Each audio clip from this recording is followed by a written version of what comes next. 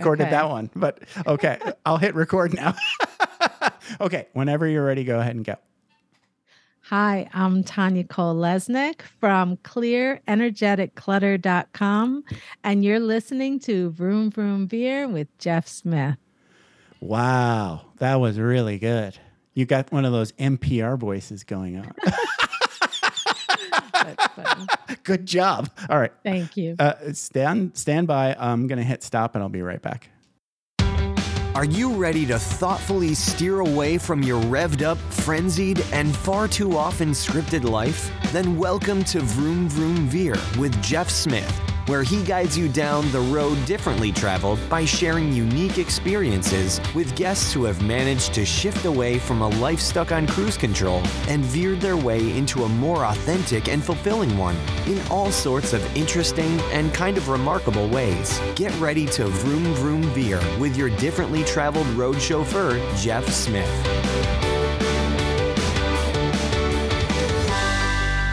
David Lawson, thank you so much for being on Vroom Vroom Veer and welcome to the show. How's it going? It's going good, Jeff. Thank you for having me today. Really happy to be here. Great. This is like one of my favorite days ever because I just quit my job. But before we talk about that, let's talk about Awake Warrior. Let me see if I can talk today. awakewarrior.com. That's your website and that's where your business lands. So what are you most excited about in your business today? I'm really excited to help reach other men, find more purpose, find more meaning, find more happiness, help them work through any sort of traumas or stresses they maybe have in their life, and see men more fulfilled and happier and less stressed and really moving forward in life with purpose. Me too. So thank you. I think that's a very honorable, noble, and humble mission. So let's do that together. I'm on Team David Lawson because that's what I want to do too. Okay. Very cool. Yes, very cool. I concur. So let's talk about, this is Vroom Vroom Veer. So in Vroom Vroom Veer, we go back in time and talk about you, younger David Lawson. So I know you've got a very interesting, compelling, sometimes very sad and scary story. So feel free to tell me to go blow if you don't want to talk about something. Because I get it, because it'll be painful to remember some of these painful things. But before we get into that, what was like early childhood? Like what's like, say, like if you think about when you were like 4, 5, 6, what's a favorite memory of that time for you? I grew up in Canada, so yeah, when winter came, it was all about getting outside and finding a pond. We grew up with a pond behind the backyard. Oh, wow. So I was outside, after school skating and playing hockey, and Canada was cold, but you kind of learn to embrace the winters and be outside and have fun and just be outside doing winter activities. For me was hockey and walking to school. Good memories of doing that with friends. And yeah, I had a pretty uneventful early childhood, which I'm lucky. I had 2 loving parents. I had an older brother and sister, and we had a happy family. Grew up in a suburb just west of Toronto, Canada, Mississauga, and just the little community in that was called Lawrence Park. So I was lucky. I grew up in a really nice neighborhood with lots of cool neighbors. A lot of neighbors played professional hockey for the Toronto Maple Leafs. Our neighbor. Oh, wow. Yeah, we had Daryl Sittler as a few doors down. We had Lanny McDonald. My goodness. And then we had a famous country singer called Tommy Hunter. So we had some cool neighbors and lots of friends from their wow, from their parents as well. Yeah, that's pretty cool. So I grew up in Michigan, so I can relate. I kind of feel bad because the couple times that I tried to ice skate, it didn't work out. But I did all the other things. I think probably the most fun was sledding. Did a lot of sledding on snow days, right? Sledding was always fun. Building like snow castles or snow forts where you kind of like dig out, like you get the giant snowbank and you just get some shovels and you dig like a mouse hovel or something. It's like, I want to make an igloo. That was awesome. What I most remember about winter is it being really long and way too long. And then getting to like April right? It gets sunny and like 45 degrees, and suddenly you just want to take off your jacket and your boots and pretend like it's June. Yeah. Definitely can relate. Spring was always a happy time. Yes. I mean, like you think, oh, 45 is cold. No, it's not. Not when you were having like -20 all winter, Yes. Yeah, no, we're in Canada. People are wearing shorts in April and May. Yeah, totally. Yeah, me too. So I think Michigan and Canada are really close to like your experience. Obviously, there was a lot of Canadian influence and no Canadian people. Like we would see the Canadian nickels down in Upper Michigan where I was at, and we all sounded a little bit like Bob and Doug McKenzie. We said a lot. Yeah, eh. Take off, eh? Take off, eh, you hoser. And when I go back there, they still sound like that. Hey, welcome to Shopko. Have a nice day. Yeah, so anyway, sure, yeah. You don't get that so much on the west coast of Canada, which was surprising. So that must be like an East Coast thing. Yeah, it's very similar to you guys, like different pockets of the U.S. Right. I remember I spent some time, had some girlfriends from the southern U.S., Louisiana and South Carolina. They had the drawls, and then I worked for a company in Wisconsin. They had sort of a similar accent to Canadians. Yeah, so you move around the country in Canada. Like you go to Eastern Canada, for example, the Newfoundlanders all have, That's a really, really thick accent. Yes. Yeah. So it's interesting. Yeah, as you travel across Canada, you get different dialects, and it's the same, similar to the U.S. Sure. Yeah. Okay. So in high school, I know you really got into hockey, right? So you were serious into hockey. So talk a little bit about what life was like for David in high school before your dad died. Yeah. So, I between like 12 years old and 16 years old, I went from sort of house league up to rep hockey. I had an older brother who was quite good in hockey. He played major junior A, went on to play professional hockey in Europe. So I had someone, I guess I was always sort of chasing his coattails a little bit, trying to be as good as him. And, the little brother, big brother kind of thing. And sure. So at 15, I was getting called up to play some junior hockey out of minor hockey, which was great. So my path was to get an athletic scholarship because my brother played junior hockey. And in Canada, when you play junior hockey, it's almost like pro. They take you away from home when you're 16. Wow.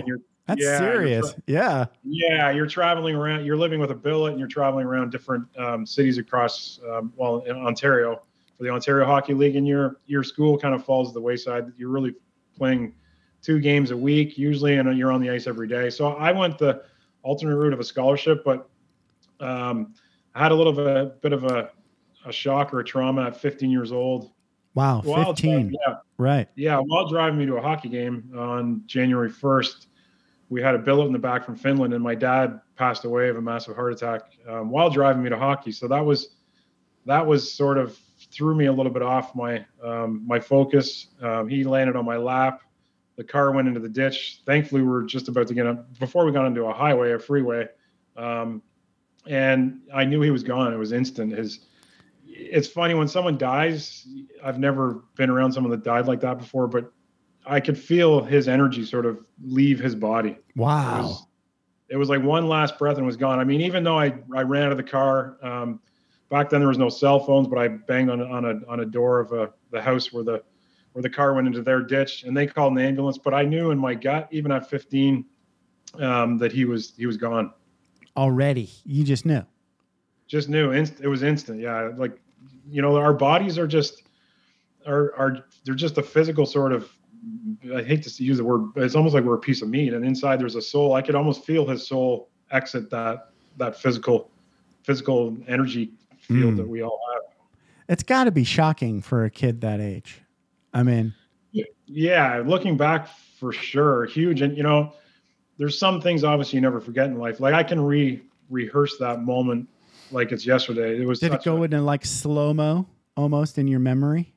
Yeah, it's something I'll never forget. Obviously, right. It's just really, really imprinted trauma. Right. Yeah. Yeah, I'll never forget that. I mean, and I've grown to at first sort of work with it in terms of a lot of a trauma and working through that. But now when I look at it, it sounds odd to say this, and maybe your listeners might say, what? Like, but it's almost was a gift, because it led me down a path of really looking inside and working on a lot of stuff that my friends never really did. So they looked sort of outside for the joy and the peace and the happiness. And at a young age, I had to learn to look inside. And, Jeff, to really find joy, peace, happiness, it's a little bit, it sounds odd, but you almost have to look at the other stuff, like the pain and the traumas and this and the that's. And yes, everyone's had some sort of trauma in their life. I mean, we all had trauma the last few years with this COVID. Right. But to get to the really good, juicy, happy, fulfilling, meaningful purpose relationships, you have to look at the pain and the suffering. And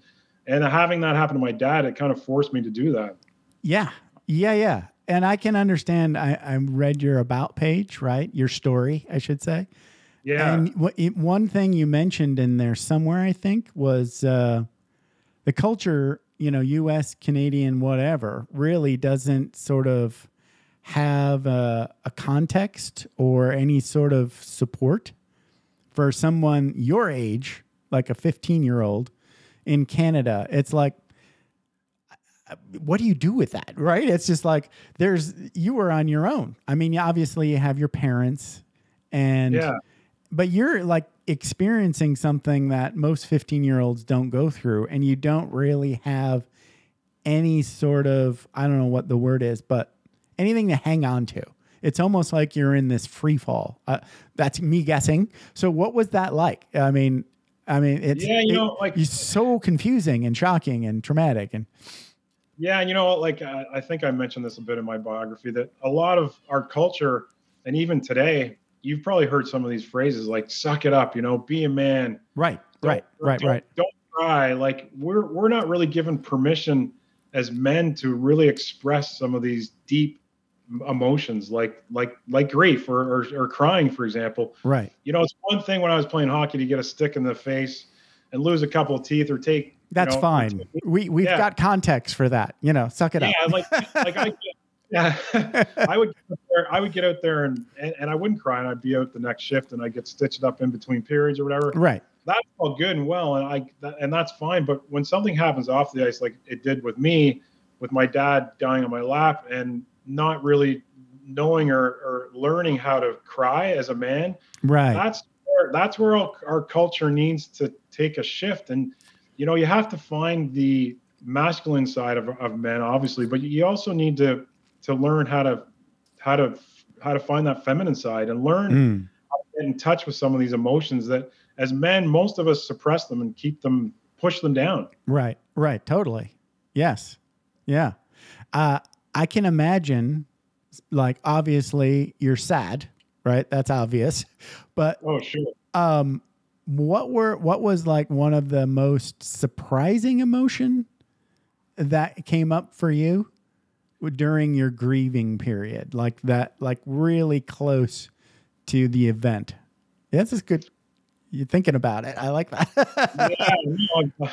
I'm trying to look back. I mean, this sounds a little bit odd, but I almost became a little bit ambivalent to my feelings. And again, that's I think a little bit of a cultural norm that men have. Like if you look at some of the statistics on men's addictions, whether it's alcohol or opioids or cannabis, and you look at some of men's, the suicide rates in men, like most of the stuff is on the rise for men. And I think one of the big reasons for that is we become, to answer your question, we become sort of numb to our feelings. Right. You're trying to hide and not experience. Yeah, we don't know. We're not taught, like in school, they don't teach us how to feel. They don't teach us how to cry.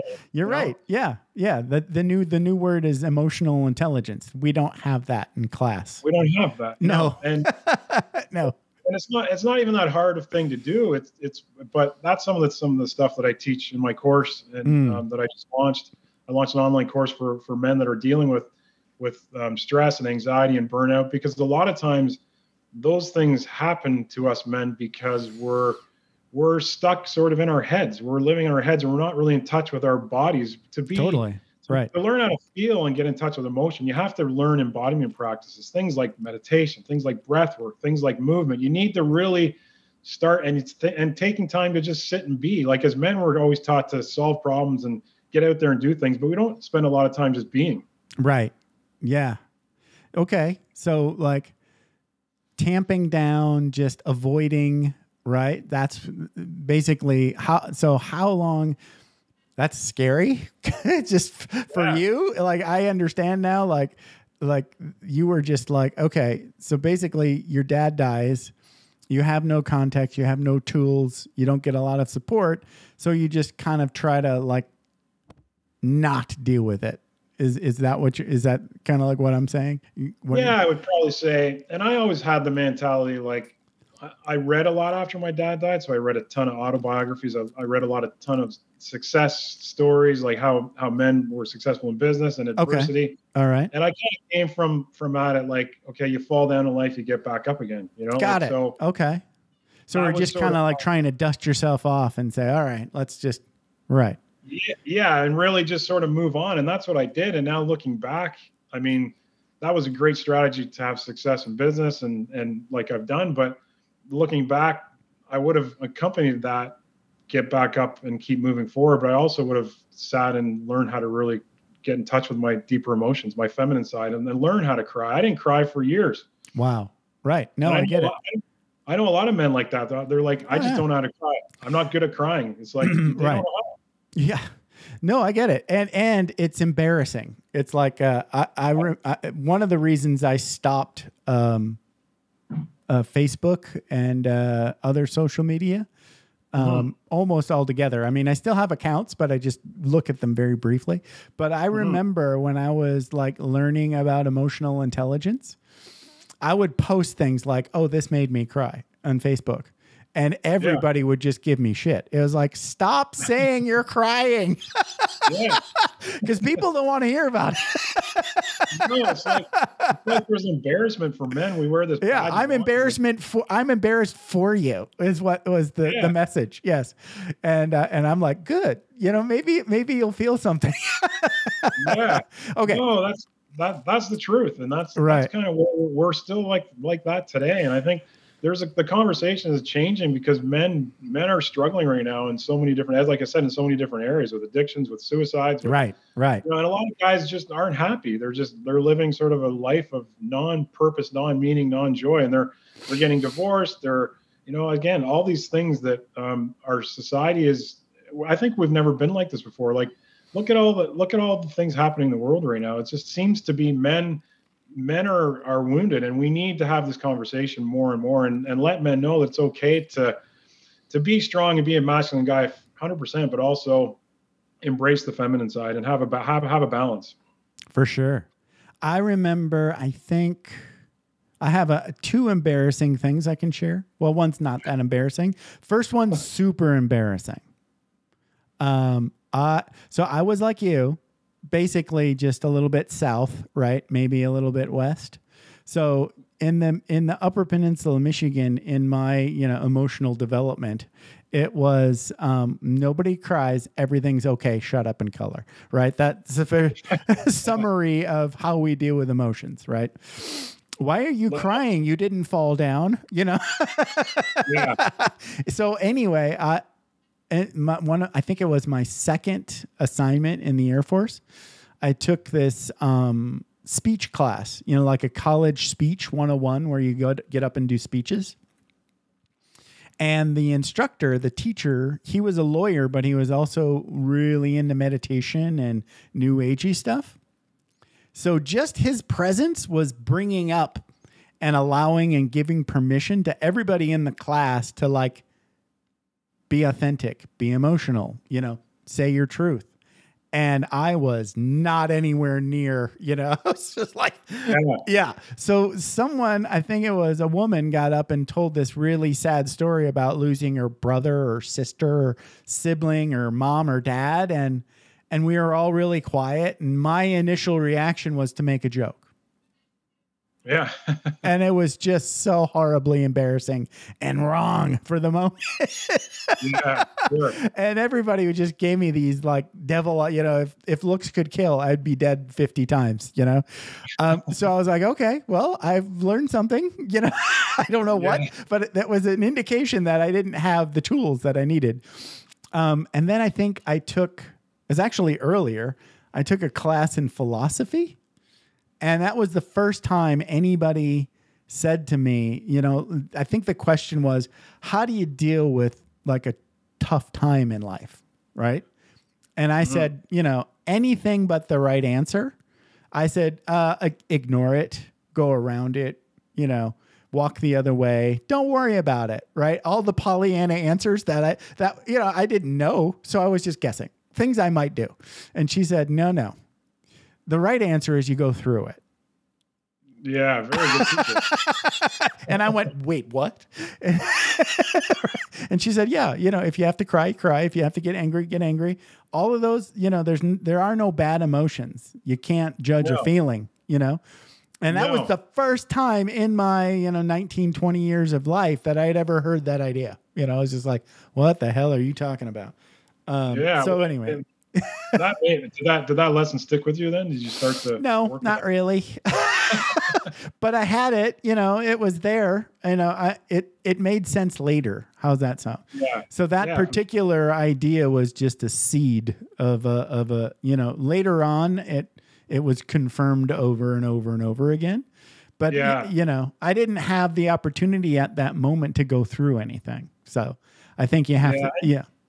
And it's hard, we're conditioned. I don't know if you remember in school, sometimes if you got angry, it'd be like the teacher or even your parents would be like, don't be so angry. What are you crying for? Or stop laughing. You're embarrassing me. Yes. Yeah. Any sort of emotion that came up. It's shameful. Right. We were told not to express it. Right. Exactly. Yes. Okay. We come out this ball of perfect baby, and then all of a sudden we get yes. I've got another one for you because after, like later on, right, much later, I started learning about, all the things that you were learning about, like doing meditation and looking inside and actually trying to deal with my emotions. And I was curious about like what you're talking about. Where did these social conditionings come from? Right. Yeah. And I did a gig, kind of like like a temp job doing IT, and it was in an elementary school. So I was in, I don't know why, but so I was working on computers, and it was like a third grade class, and the teacher was taking the class out to one of those things where they put the kids in front of parents to sing and stuff. Mm-hmm. And on the way out, she's like, now make sure you're not scratching your butt or doing anything embarrassing in front of the parents, because that would be shameful. And I was like, oh, that's a taught thing. It's like, you don't know what shame is until somebody tells you what it is. I was like, okay. Yeah. And it comes from the culture, you're swimming in it as a kid. So anyway, I thought that was neat. Yeah. And that's where all this starts. And then it sort of leads on from there. And we're right. It's everywhere. Yeah. So, okay. So let's move on. So basically, you finish your high school and you're still on the kind of like, I want to get a hockey scholarship kind of path, right? Yeah. Okay. Did that happen? It did. Yes. Okay. So talk about college and what it was like playing hockey in college. Yeah. I mean, I enjoyed it, but I was still, I still was not as focused pre my father's death. I think I was still hurting and grieving, but I didn't even know it. It was sort of a subconscious. A lot of our emotions, as you know, we store them. I have a father-in-law who's a professional voice coach, and he teaches people to access their voice, because a lot of people, we talk in our throats, because the reason that is because we can't access our in martial arts, they call it the dantian, the lower energy, sort of below our belly button. That's where our voices should come from. Right.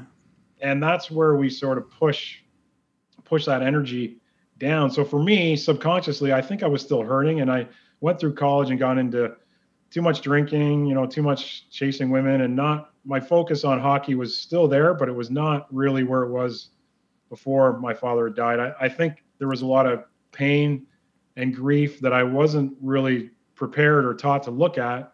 And I kept pushing that down with behaviors that were not conducive to a professional a hockey career, I suppose, or even excelling in hockey at that stage. So basically, you're numbing that pain still, and now you've got access to more, numbing agents. I would imagine. And it doesn't necessarily need to be a substance either. No. You can numb with a lot of different things. I mean, so take your pick. Could be it could be sex, it could be porn, it could be weed, it could be booze.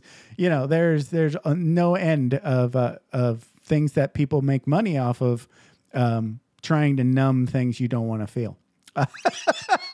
It's basically economies built on that whole idea. All right. So you finished college then, and you still really haven't dealt with this grief. Yeah, not at all. And then, the numbing agent continued from, alcohol to back in college. It was more casual relationships, I suppose. Right. And then as we get older, we get into more sort of serious relationships. So I kind of went from really still continuing the alcohol, but now the relationships were sort of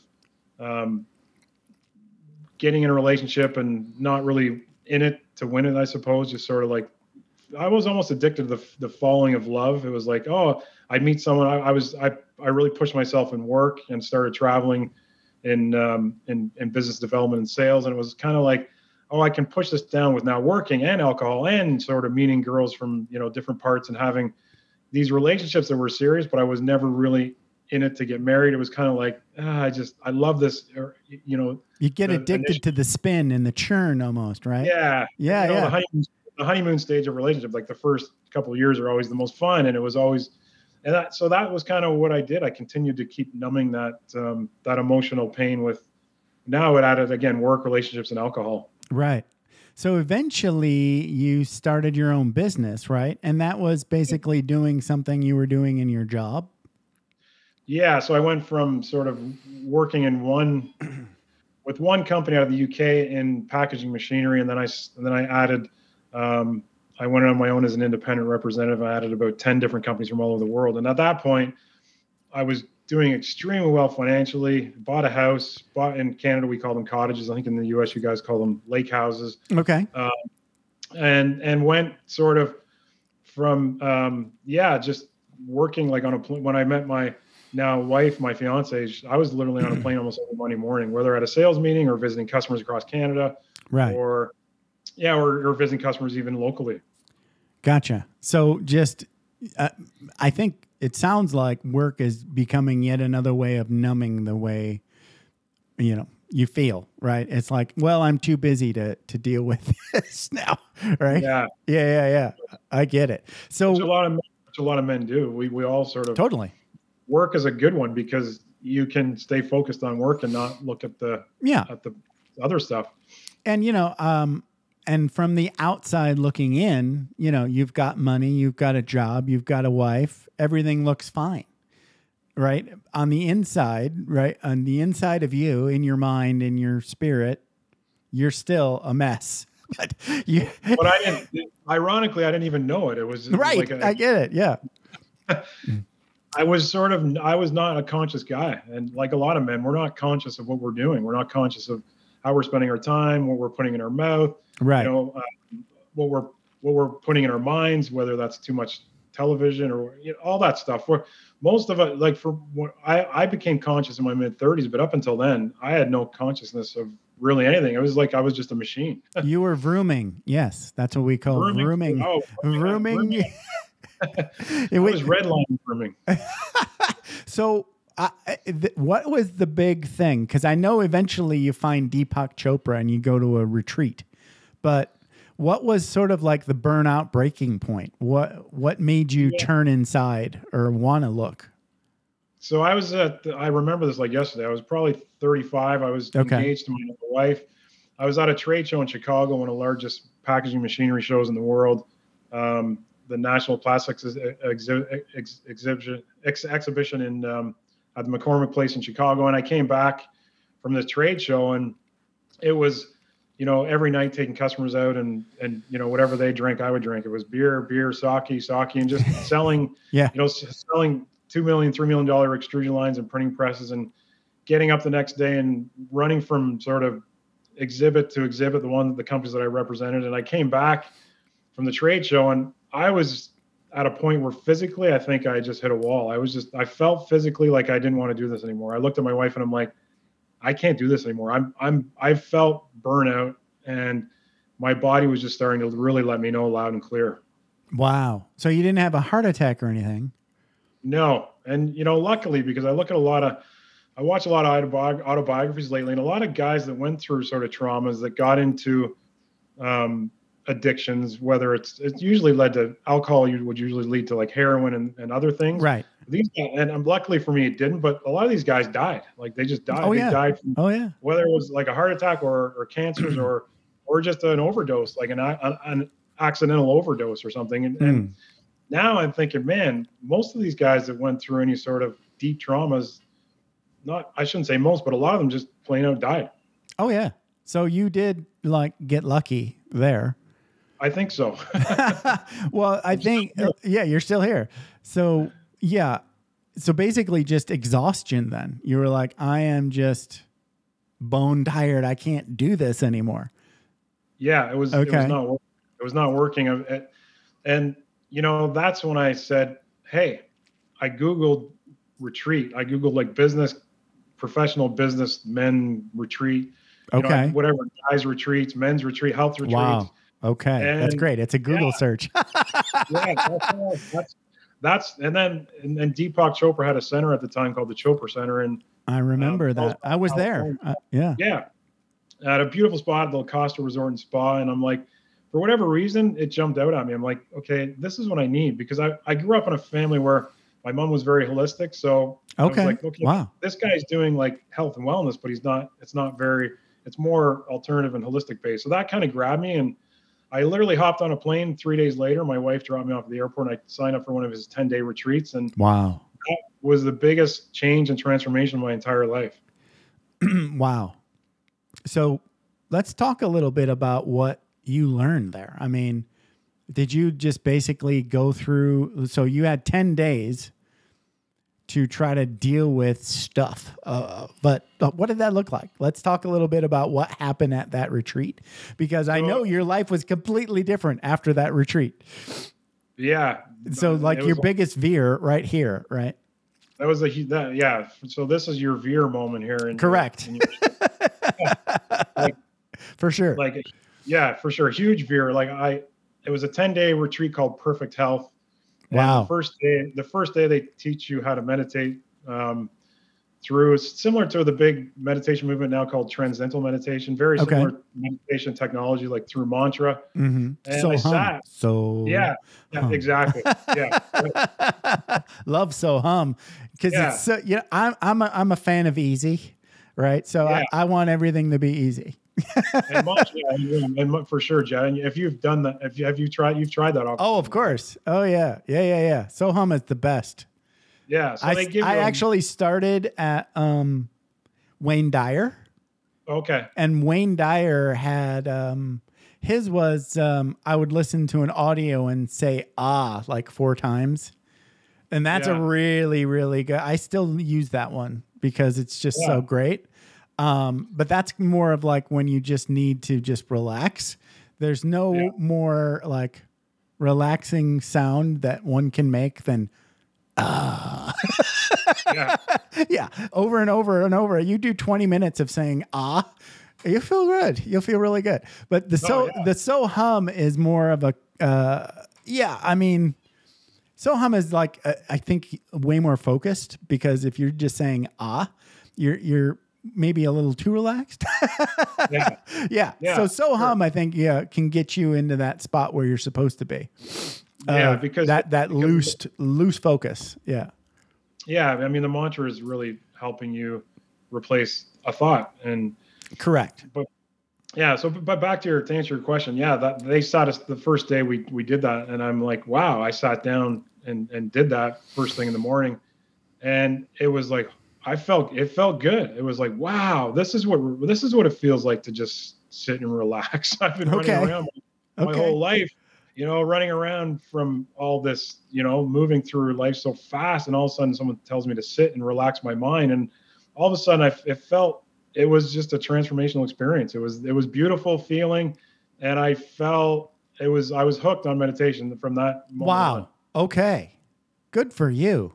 That I would say that's like not the typical. Yeah. Well, most people are like, oh, I can't meditate. I have too many thoughts. Well, yeah, that's normal. It is. That is normal. Yeah. I mean, because it can be uncomfortable when you start to quiet your mind. That's when some of the thoughts that you may have been pushing down can come up. So for you, I think, all right, so you get through this 10-day experience. Did you actually have the idea to like look at some of that pain and grief that you had been kind of like shoving down and not dealing with, or did that come later? That just started to come up. That's when things started to move a little bit. Not the entire amount, but okay. That started to move for sure. But like, so from your experience in that 10-day, basically you got the idea that I like meditating because I like the way it makes me feel, like calm, relaxed. Is that a fair assessment? Yeah. And then it opened my whole world up to being conscious of what I'm doing. Like before I was sort of ambivalent and moving around really fast and had some unhealthy habits and addictions. And all of a sudden I started to slowly let those go. Okay. So eventually you decide to go to India. Yeah. So how did that happen? So at the Chopra Center, they also, amongst the meditation, they also teach you a lot about Ayurvedic medicine, because Deepak, being from India, right, he was one of the pioneers in mind-body medicine. And a lot of the mind-body medicine, the cornerstone around it is really learning how to quiet your mind, become more conscious of what you're putting in your body. As well, they do something called panchakarma, which is like in Ayurvedic medicine, it's like they call it, like a detox. Okay. And it consists of getting deep massages based on your physiology. So we all, in Ayurvedic medicine, we all have a dosha, which really is what we're like physiologically. Okay. So there's a kapha, which is sort of heavy. There's pitta, which is fiery, and there's vata, which is sort of air and space. And they all sort of, the philosophy stems around nature and the circadian rhythms. It's similar to Chinese medicine. We all have a makeup of different, of these different doshas. So when I was at Chopra the first time, they were giving us these treatments, and it was a little bit watered down because you're not in India. So they weren't exactly like the panchakarma. You only have 10 days, right? Yeah, you only have 10 days. Yeah, exactly. And panchakarma is usually about 21 days, but it was also very healing, because when you're working on your mind and also you're with the meditation, you're also getting these therapeutic Ayurvedic massages. Then you're combining the sort of mind body energy and healing experience. And so I always wanted to do that at a deeper level in India, because that's where Ayurvedic was sort of born, right? Born, yeah. That's where it came from, right? So I'm like, yeah. So for my 50th birthday, my wife and I continue to go back and forth to Chopra throughout the years. He had a lot of really cool, different retreats. Like he had a silent meditation retreat. He had some more deeper teachings on Ayurvedic medicine. So we really dove into learning more about that lifestyle. And yeah, I always wanted to take it to the next level. I went to India when I was 50. We went to Northern India, and then the year after we went to Southern India. And we had some really good teachers there, some really good doctors on Ayurvedic medicine, teachers on breath work, teachers on yoga. So was that through the Chopra Center too? No, that was separate. So there's quite a few different Ayurvedic wellness centers and resorts in all over India. Okay. So you just Googled like ashram India or no.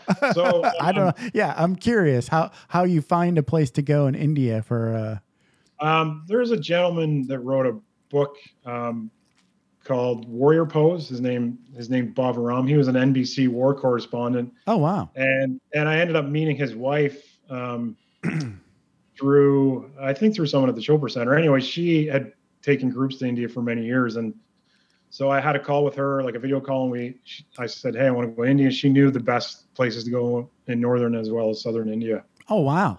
That's awesome. Yeah. So these were just sort of like a retreat kind of style? Yeah, there was a lot of, they would do the panchakarma. So you would get I think we had the first time we had like 17 treatments in a row. Wow. Yeah. And you're meditating every day. There's a meditation teacher. There's a yoga teacher. You're getting a consult every day with an Ayurvedic doctor. So they'll take your blood pressure and your cholesterol levels. Like they'll actually draw blood the first day you're there. Right. And they want to monitor how this lifestyle will affect all that. And when you're done, man, everything drops. Like your blood pressure is better, your cholesterol levels are better. It's amazing to see the shift. Your blood sugars. It's amazing to see the shift when you're done the 17 days. That's amazing. And how many you did this over like a course of like 8 years? Is that right?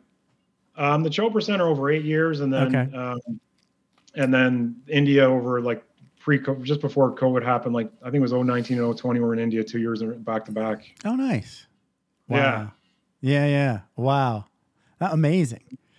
So during that whole time, you're also like you've got probably a regular meditation practice now where you're taking it home with you. You're not just doing it on your retreats.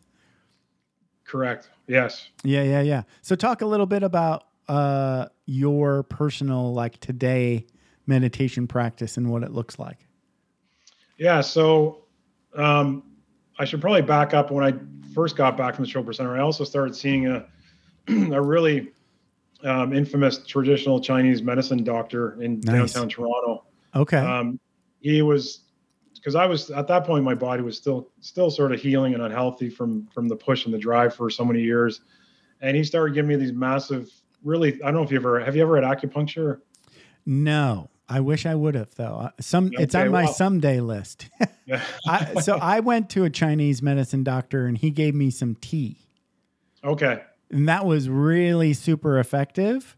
I'm not exactly sure what it did, but I want to go back. They're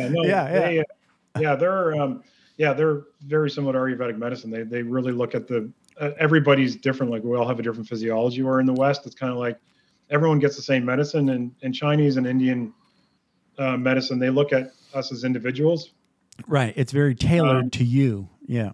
Exactly. Yeah. So anyway, he started giving me acupuncture with some acupuncture needles are generally, about a 1/8 inch in diameter, like very thin. Right. He started giving me like 1/2 inch needles, like big needles to really, get in Chinese medicine, they call it qi. So to really get the qi flowing. Okay. Which is really energy moving up the major meridian points of the body. So I saw him for about 3 or 4 months in a row weekly. And I started to feel good. And, all the tension in my body started to come down. My shoulders relaxed. A lot of the energy started moving from my head into my body, which we want. And he said to me one day, he said, "Hey, David, do you want to stop getting these needles? And I can show you a way to move your body the same way these needles are moving the chi. I can teach you how to move your body and move the chi naturally." I said, "Well, heck yeah, sure. These needles are not the most fun. They're uncomfortable." Now I know why you got the 1/2 inch needles. Okay, gotcha. Yeah. So, okay. Well, I started meeting him downtown Toronto once a week for 3 or 4 years, and he taught me an ancient Japanese movement practice, his lineage anyway, ancient Japanese called Qigong, which is kind of it's a cousin of yoga or Tai Chi. Right. It's kind of like, the wax on, wax off movements. Yeah. No, I my wife and I had a Qigong DVD. Yeah, and she still does the moves, and she's internalized them now. She doesn't need the DVD. I haven't done them in forever. I should do it again. Well, it's a good way to get into our bodies. Like it's like a moving meditation. So you asked me about my meditation practice. That's kind of where I'm going. So that's part of it. So I'll do that every other day. I go down to the lake. I'm lucky I live close to Lake Ontario, and I'll spend about an hour. Yeah, I'll spend about an hour doing that every other day. And the other days I'm not doing that. I'm usually doing another form of exercise like running or swimming or cycling or walking or dogs. But that's something I do regularly. There's times I'll drift from that if I'm really busy, but it's a practice that I go back to over and over again. It's a really good way to calm ourselves down and really get out of our heads into our bodies, really focused on moving that energy and the chi up the body and really teaching how to embody the breathing and the movement and the mind all in one. So it's a powerful practice. And then meditating, I sit, my meditation teacher was David Greenspan. He was oh wow, a guy named I know that name. Okay, David G. Right. Yeah. I hung out with David G and his little doggy once. Oh, cool. Well, his philosophy was meditation, RPM, he called it. So it'd be rise, P, meditate. So I still stick by that. I love that. That's great. Yeah, yeah. So your trigger for meditation is your morning pee. I like it. That's perfect. That's right. His theory was if you don't do it first thing, you're going to start, you'll go downstairs and have a cup of tea or coffee or cereal, and you'll get into work and you'll miss your meditation. Whereas if you do it right away, then you get it done. You start your day focused and relaxed and with a lot of clarity. So I sit in the morning, I do some breathing exercises that I learned in India for about 15 to 30 minutes. Okay. And then I meditate for about 30 to 45 minutes. So every day it's at least 60 minutes of sitting and being. And then finally, when I'm done all that, I check in, which is something I learned along the way from another teacher. And she said to me once when my mom was passing, she said, I was really grieving. She said, David, do you spend any time in quiet time just feeling? I'm like, no, but I meditate almost an hour a day. She's like, well, next time when you're done meditating, check in and ask how you're feeling. And that's something I've incorporated into my daily practice. And that's very powerful too, because when you check in with how you're feeling, that's how we process our emotions. So those days that I'm really happy and I'll smile, there might be days when I'm angry, when I want to punch a pillow, or days when I cry. So that's a really powerful practice for men if you tap into that, checking in and seeing how you're feeling. That's nice. I like that. Yeah. I've never heard it described that way. It's almost like, okay, now that your mind is quiet. So I just saw a podcast or listened to a podcast. And it's almost like there's meditation. And then this other thing is like this contemplation. So they kind of go together, right? It's like first you want to like do that breathing and centering and just being, right? That really fits into the bucket of meditation. Then what she was saying is that check-in is almost like a little bit of, okay, now I'm going to think a little bit. I'm going to think and feel. Right. Contemplation, which, I never even thought of that, but I'm going to start trying to dig into that myself a little bit too. Yeah, that's a really good way to explain it, Jeff, is contemplation and checking in. And then when you do that, then you're moving energy, because emotions are really just energy. Right. They're energy that it's in the body and they want to move through us. The problem with us men is we're so busy, we don't take enough time for self-care and self-love. We're busy with our jobs, we're busy with our friends, our family. Right. And then we get sort of shuffled to the bottom of the pile. But when you start loving yourself and taking care of yourself and checking in, that's when these emotions or energies can move and be processed through the body. And that's when you start to become really healthy and whole. And then when you're doing all these things, then you start to get clarity and you start to co-create a life that you really want. And you develop purpose and meaning, and everything starts to shift. Yeah. I can remember very vividly, like while I was still active duty military, right? I would notice, I'll give a good example. I was brewing beer, which takes a long time with some, it's really fun. So I was with two friends and they could like brew beer. And a lot of brewing beer is standing around talking and maybe drinking beer, but watching the beer boil, right? And I noticed that they could stand there for 3 hours with, and that wasn't a problem for them. But me in my early 30s, standing for a long time felt like very painful. Like in my hips and my knees and just my body just physically hurt. And I was like, why don't they hurt? Right. At that moment, it was only like a question, like what's wrong with me that I can't stand for 3 hours at a time? Then later on, I was on this other retreat. I think it was shortly after I retired. So maybe like 2008, 2009. And I was in another really great walking city, Portland, Oregon. And I didn't have a rental car, but I was hanging out with a bunch of friends and we were doing like a retreat thing or some sort of conference or convention. Yeah. And I was like walking from my hotel to downtown to the other place to, it was walking, busing, training, right? And I was just my feet were killing me. My knees were, and I was like, So that was sort of like my entry into like, what the hell is wrong with me? Right. Yeah. And it took me years to figure out, diet. Yes. Meditation. I got into yoga, more movement, eventually, now I can walk forever. Right. Which is, I can walk more now than I could when I was like 30 something. So, as the message goes, you can get better. It just takes work. Yeah. That last statement you just said is rings true. It takes work. Like people want health. It does take work. It takes a lot of work. Yeah. Yeah. And a lot of health is, it sounds odd, but a lot of finding our health or finding that sweet spot where we feel energetic and we can walk forever is dealing with our emotional health. Yes, for sure. It sounds like it doesn't sound like that makes a whole lot of sense, because you think about health, you think about movement and diet, but the emotional side of it is huge, because most of the habits that people have that are not serving them in their health are because emotions that they're not willing to look at. Exactly.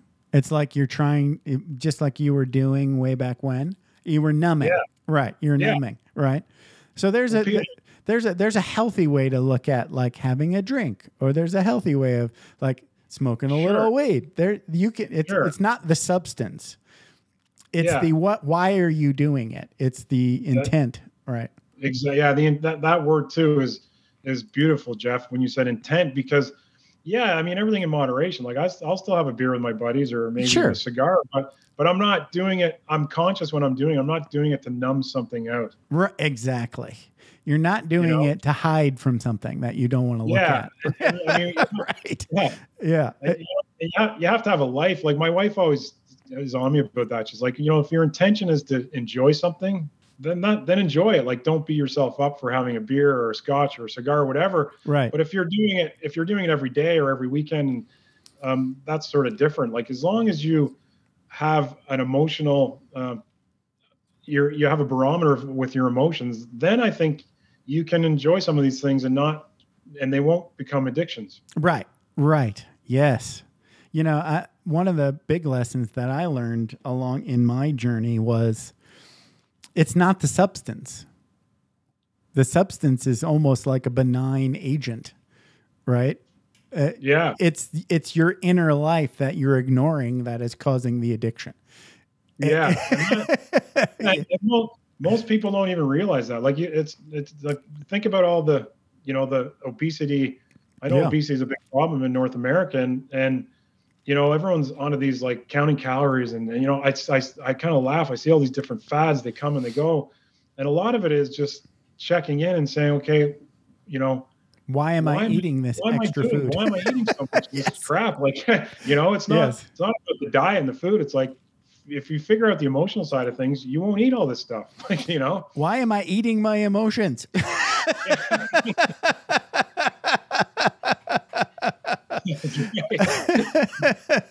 Hey, David, this has been a blast, but we're coming up on our hour mark. So let's bring it. I know it went fast, right? This is a blast.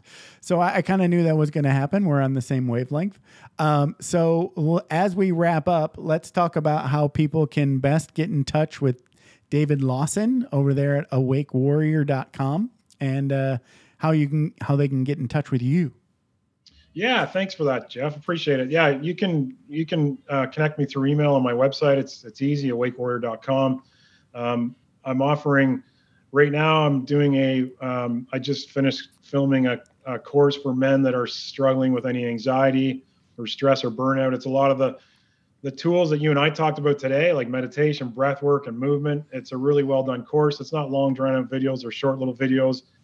They come with each video has an accompanying PDF, so people can do the work. It's really, they have to do the work on themselves. I'm just sort of a guide, and it can be very transformational if they take this course as well. I'm working on another course. It's going to be a 21 day challenge. It's not quite ready yet, but it'll be similar. It'll be short little video segments for men to try a new practice or a new tool or a new habit every day that can help shift their life. And then eventually we're going to have a retreat in Retreats Canada. are later. great. Ooh, in Canada. Like we're going to try a one-day retreat and then expand to maybe 3 or 5. We're going to experiment with a one-day retreat in Northern Ontario, Muskoka region, and then hopefully out in Western Canada on Vancouver Island, we'll do a retreat and might throw in some surfing with that.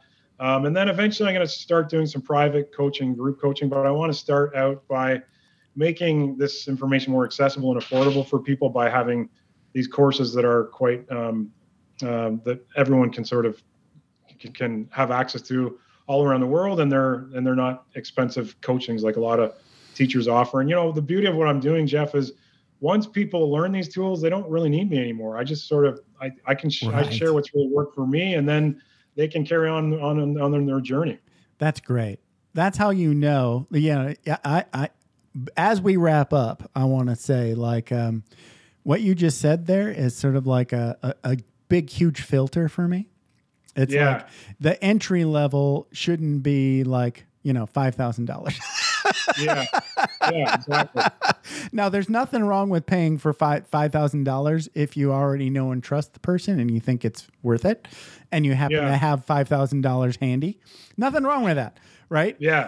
But I spent years and years and years and years and years trying to figure out how to solve the money problem. Yeah.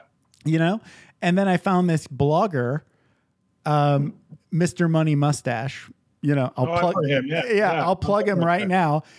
And he charges $0.